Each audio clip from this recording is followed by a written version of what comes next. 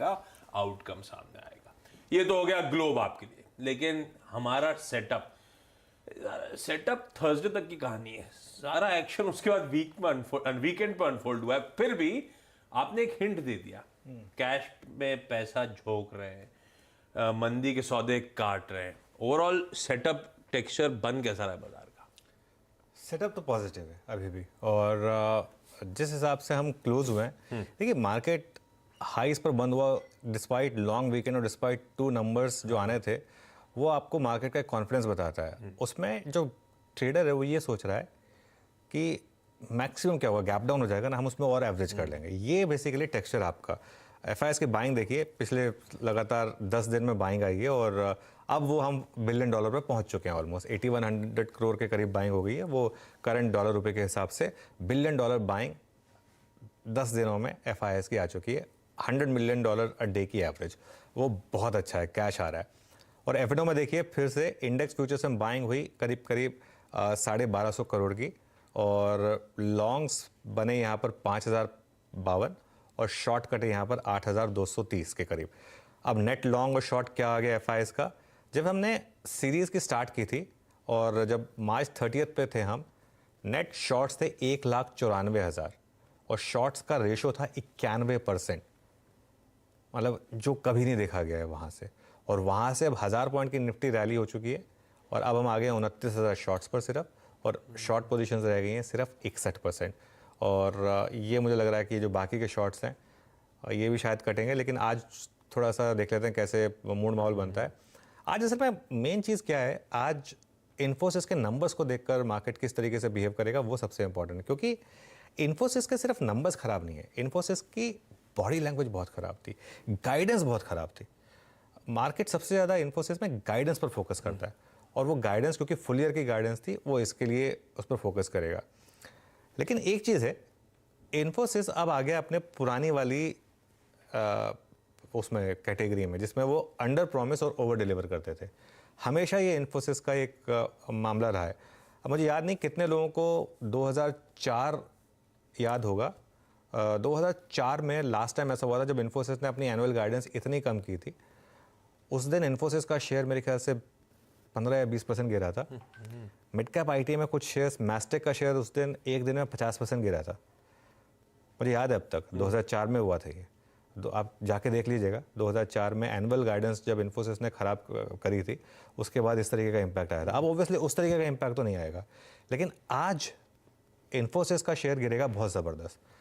और हो सकता है कि जितना ये गाइडेंस, जितना ये एडीआर बता रहा है, उससे भी ज़्यादा गिर जाए आशीष, क्योंकि एडीआर में इतनी लिक्विडिटी नहीं होती, और यहाँ पर ज़्यादा लोगों के पास इन्फोसिस है। एडीआर तो फिर भी बहुत कम लोगों के पास है ना, यहाँ पे बहुत लोगों के पास है, फंड्स के पास है, एफआईएस के पास है, सबके पास है। लेकिन अगले 3 महीने में, मैं डिस्कस करूंगा इसके बारे में भी, अगले 3 महीने में इन्फोसिस आपको एक मल्टी ईयर लो बना के देगा, जहाँ से आपको बहुत पैसा बनेगा। अब वो आपकी हिम्मत है 3 महीने का, 6 महीने का पेन झेलने की, तो वो फिर आपके लिए तब है। लेकिन आप आज ले लो, कहें कि मैं कल मेरे को रिटर्न मिल जाए, वो वैसा नहीं होगा इन्फोसिस में। लेकिन आज जितना गैप डाउन हो रहा है उतना तो आपको रिटर्न मिल जाएगा अगले 1 साल में। लेकिन नंबर्स बहुत खराब थे, तो उसने थोड़ा सेटअप थोड़ा सा बिगाड़ा है, क्योंकि हमारा सेटअप जो है थर्सडे तक का, वो एक नॉर्मल बैकवर्ड लुकिंग नंबर्स को देखकर है।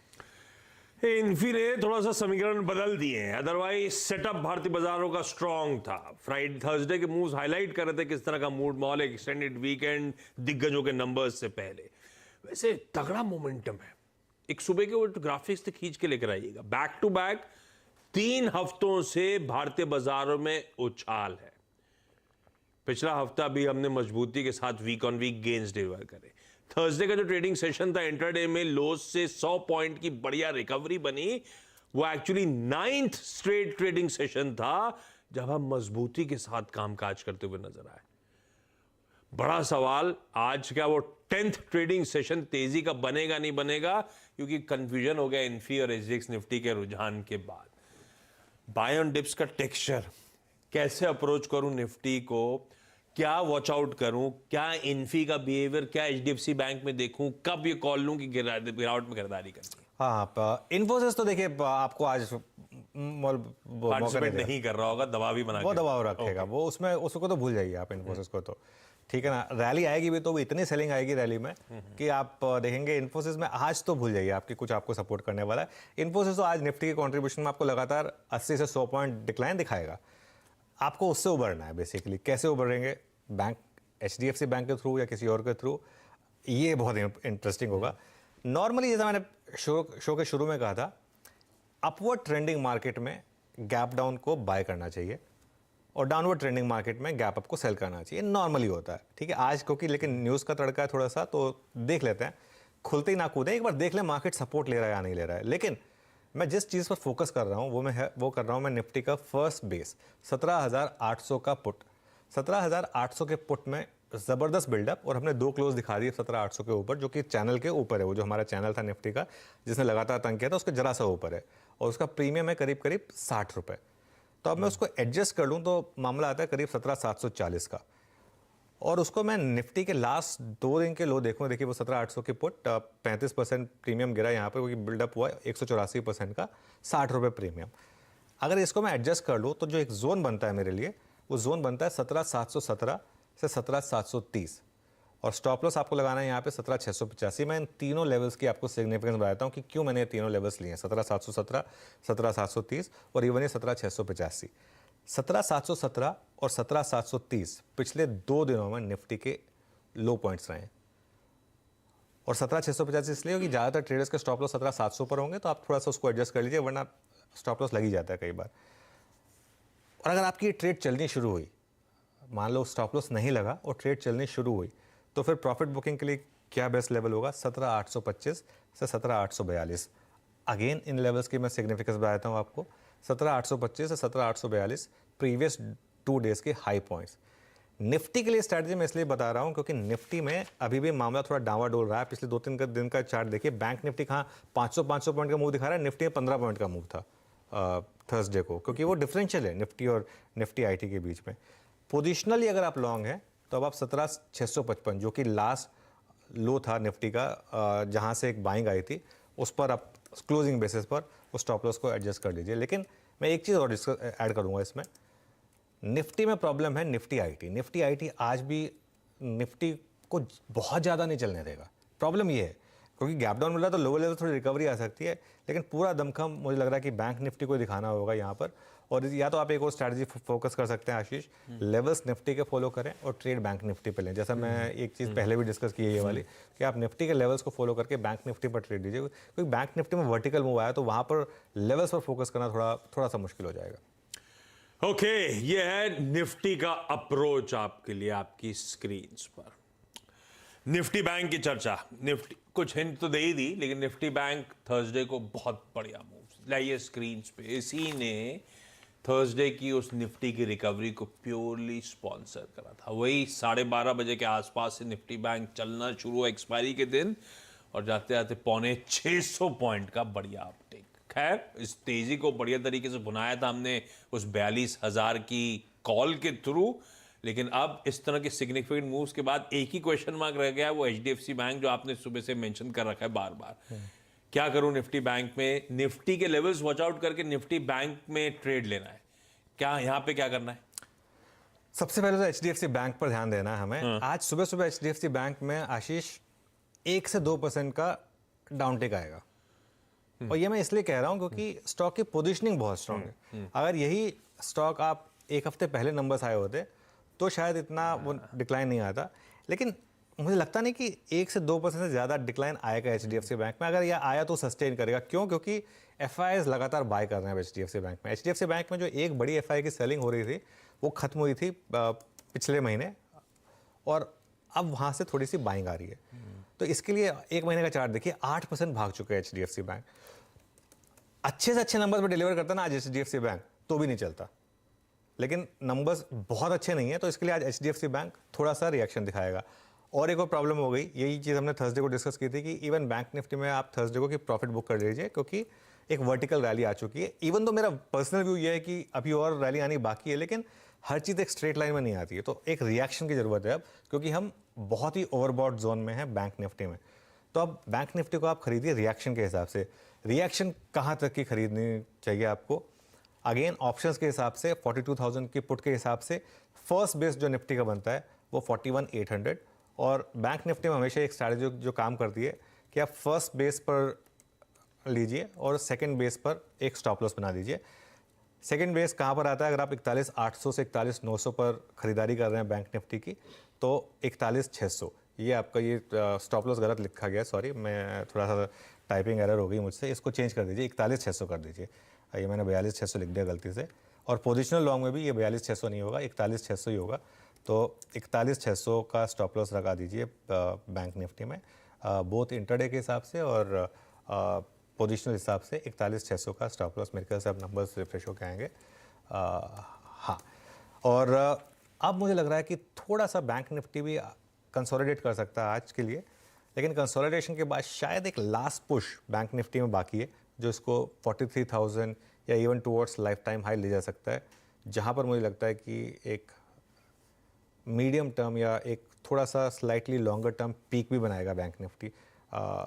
लेकिन अभी के लिए आज थोड़ा कंसोलिडेशन और रिएक्शन, उसके बाद देखें जहाँ पर ये रिकवरी स्टार्ट करें वहाँ पर बाय करने की कोशिश करें। अगेन खुलते ही ना कूदें तो बेटर रहेगा। खुलते ना कूदें, और सबसे इंपॉर्टेंट एचडीएफसी बैंक के रिएक्शन को थोड़ा सा गॉज करने की कोशिश करिए।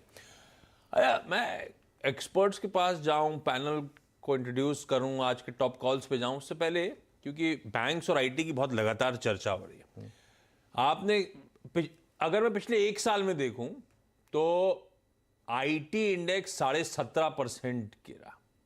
इस बीच पिछले एक साल में निफ्टी बैंक 12.5% उछला। ये तो अब इस तरह का स्टॉक दोनों में माहौल बन रहा है। अच्छा, दूर की कहानी छोड़ देते हैं, मंथ टिल डेट की तस्वीर देखिए।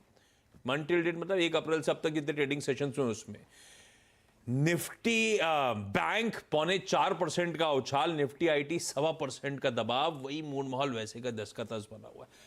आज दो इंपॉर्टेंट नंबर्स पे रिएक्शन, बहुत देर से चर्चा। ये निफ्टी आईटी निफ्टी बैंक का बिहेवियर ऐसे ही चलना है क्या? उसका आउट परफॉर्मेंस ये लेगार्ड बन के रहेगा? ये समीकरण ऐसे ही चलने वाला है क्या? ये समीकरण अगले 1 से 2 महीने तक और ऐसे ही चलने वाला है। बैंक्स का आउट परफॉर्मेंस, आईटी का दबाव। बिल्कुल। उसमें एक और चीज़ हमने, आशीष आपको याद होगा, ये जब मैं आवाज़ में शिरकत की थी तो हमने एक एनालिसिस किया था कि कौन कौन से सेक्टर्स में वैल्यूएशंस जो हैं वो मीडियन से ऊपर है और मीडियन से बहुत नीचे है। उसमें हमने डिस्कस किया था कि बैंक्स की अंडर वैल्यूड थे और आईटी बहुत ओवर वैल्यूड थे, ठीक है। लेकिन मैं एक चीज़ फॉलो करता हूँ मार्केट में, मैं पिछले 20 साल से चीज़ फॉलो कर रहा हूँ। निफ्टी में बैंक्स और आईटी का वेटेज कहाँ पर पीक करता है, कहाँ पर बॉटम करता है। इस समय की वेटेज देख लीजिए। इस समय बैंक्स, और बैंक्स में मैं फाइनेंशियल सर्विसेज जोड़ रहा हूँ, इस समय बैंकों का वेट है निफ्टी में 35%, आईटी का वेट है 14%। ये नॉर्मली दोनों मिला के करीब करीब 50% का वेट रखते हैं। जब आईटी की रैली हो रही थी तो आईटी करीब करीब 22-23% तक पहुँच गया था और बैंक्स करीब करीब 27-28% तक आ गए थे। एक चीज़ जो मैंने नोटिस की है, ये दोनों का कंबाइंड वेट 50% ही रहता है, लेकिन बैंकों का वेट पीक होता है करीब करीब 38 से 40% पर जाकर। हम 35% पर आ गए हैं, 38 से 40% पर आकर बैंक्स और फाइनेंशियल सर्विसेज का वेट जो है निफ्टी में वो पीक आउट हो जाता है। और आईटी का वेट नॉर्मली 12% से नीचे नहीं आता है, 11 से 12%, इससे नीचे नहीं आता है। अब हम बैंक्स में पहुंच गए 35% पर, आईटी में आ गए 14% पर। और क्योंकि नंबर्स आईटी के ख़राब हैं और बैंक्स फिर भी रिलेटिवली स्ट्रांग है, और आईसीआईसीआई बैंक भी आना है अभी नंबर्स सैटरडे को, ये पॉसिबल है कि अगले 1-1.5 महीने में ये वो पीक पे पहुंच जाए। मतलब बैंक्स 38-40 पे पहुंच जाए और आईटी 12 पे आ जाए। लेकिन इस क्वार्टर के एंड तक, इन्फोसिस में तो आप आज ही देख लेंगे, इस क्वार्टर के एंड तक आईटी कंपनीज जो हैं वो मीडियन वैल्यूएशंस के नीचे आ जाएंगे। मीडियन मतलब मैं वैल्यूएशन जब भी कंपेयर करता हूँ ना, उसी सेक्टर से उसके सेक्टर के खुद के वैल्यूएशन से कंपेयर करता हूँ कि आईटी एनेक्डोटली किस लेवल पर ट्रेड करता है। मिड कैप आईटी को भूल जाइए आप, मिड कैप आईटी में अभी भी बहुत ओवर वैल्यूएशन है। लार्ज कैप आईटी, जो निफ्टी में लार्ज कैप आईटी इस क्वार्टर के एंड तक मीडियन वैल्यूएशंस के नीचे पहुंच जाएगा। एचसीएल टेक और टेक महिंद्रा और विप्रो तो ऑलरेडी है। इन्फोसिस, टीसीएस अभी भी थोड़े से ऊपर हैं अपने मीडियन वैल्यूएशन से। वो मुझे लग रहा है इस क्वार्टर के एंड तक आपको वैल्यूएशन कंफर्ट दे देंगे और इस क्वार्टर के एंड तक मार्केट यूएस का रिसेशन भी पचा लेगी। दूसरी तरफ एचडीएफसी बैंक को छोड़कर बाकी के बैंकिंग स्टॉक्स ऑलरेडी अपने मीडियन वैल्यूएशन से काफ़ी ऊपर है। आईसीआईसीआई बैंक ऑलरेडी काफ़ी ऊपर, almost 4 times price to book पर अप्रोच कर रहा है। कोटक महिंद्रा बैंक तो खैर कभी मतलब मीडियन वैल्यूएशन से आसपास ही रहता है। बाकी एक्सिस बैंक भी मीडियन वैल्यूएशन के ऑलमोस्ट ऊपर है। स्टेट बैंक ऑफ इंडिया तो मीडियन वैल्यूएशन से बहुत ऊपर है। सिर्फ एक HDFC बैंक है जो अभी भी अपनी मीडियन वैल्यूएशन से थोड़ा सा नीचे ट्रेड कर रहा है। तो मुझे लग रहा है कि ये एक क्वार्टर बचा है जिसमें ये बैंक्स वर्सेस IT का परफॉर्मेंस पॉजिटिव रहेगा। उसके बाद रिवर्सल आएगा, और उसके बाद रिवर्सल आने के वजह होगी, एक तो लोग चर्चा करनी शुरू कर देंगे कि US में रेट कट आएगा जो वैल्यूएशन पॉजिटिव होगा, और एक इंडियन मार्केट में बैंकों के जो नेट इंटरेस्ट मार्जिन्स हैं वो शायद पीक आउट कर जाएंगे। तो इसके लिए और बैंकों की वैल्यूएशन भी काफ़ी हाई हो चुकी होंगी तब तक। लेकिन फिर वही बात है, किसी चीज़ को हमको प्रीएम्प्ट नहीं करना है जब तक मार्केट आपको ये इंडिकेशन ना दे तब तक। लेकिन अगर आप एक लॉन्ग टर्म इन्वेस्टर हैं तो या तो आप IT ETF या फिर लार्ज कैप IT में थोड़ा एलोकेशन देने का समय थोड़ा तो आज ही आ जाएगा, और थोड़ा अगले 2 से 3 महीने में आ जाएगा। क्योंकि देखिए, अच्छी चीज़ें खरीदने का टाइम तभी आता है जब ये आपको इस तरीके का डिस्काउंट मिल रहा हो। एक बार चीज़ें चलनी शुरू होती है ना, उसके बाद वो मिलती नहीं है। तो इसके लिए अब जैसे जिसने कोविड टाइम प्रॉपर्टी ले ली मुंबई में, उसको पता है ना कि क्या 1.5 साल में 2 साल में रिटर्न्स मिले। तो ये आप उसको इसी तरीके से मानिए। लेकिन नियर टर्म में अभी भी बैंक्स थोड़ा सा आउट परफॉर्म करेंगे, लेकिन सेकेंड हाफ में मुझे लग रहा है IT will be a big outperformer compare to bank Nifty. बहुत बढ़िया।